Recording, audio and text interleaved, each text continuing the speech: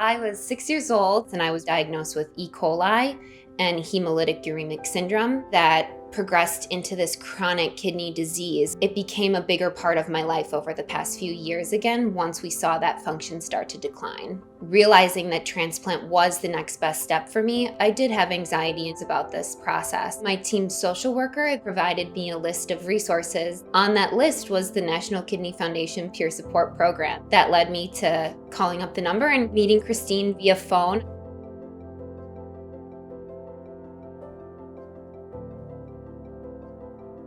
They match you with someone, you have a preliminary conversation, you set it up, it's all on the app and it's pretty anonymous, you know each other's first names. The first time you call them, you're just talking about, here's my quick story, tell me all about what you're going through and what you want to learn.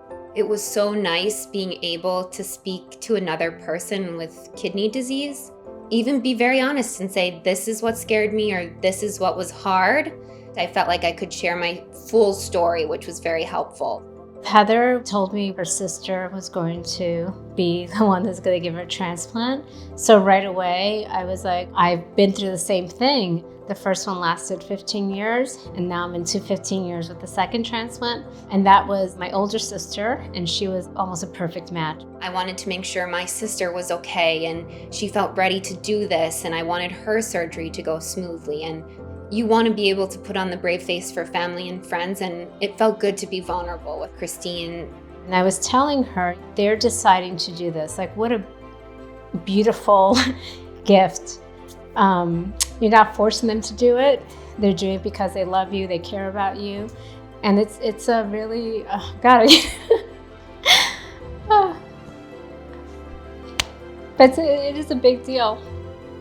And it's scary because you don't want anything to happen. It still is very emotional, but we talked about it because it was, it's something that she was fearful of as well. Like, oh gosh, what if something happens with this? Because there are a lot of risks. It would be difficult for anyone, but when you're close to your sister, it makes it a bit, more difficult. I liked that it was phone calls, and also we did have the ability through the app to text freely back and forth. And then when we actually set up our phone call, she calls me on an anonymous 1-800 line. So if you're concerned about privacy or disclosing too much information, if you're still very new in your journey, it's all very neutral and user-friendly. It gives you some of that control back in a process where a lot of the kidney transplant workup is not in your control. You can be scared. I was terrified. Sometimes I'm still terrified, but don't be afraid to ask what you might be afraid to ask a doctor or nurse. Like, this is someone who's been through it. This is someone who wants to help you. They're doing it because they think this is a good program. And I like the idea of being able to share what I had gone through as someone else. You really get the full story when you talk to someone who's been through it. I can't wait to, when I'm feeling better, become a mentor myself. I've loved having Christine in my experience as a mentee.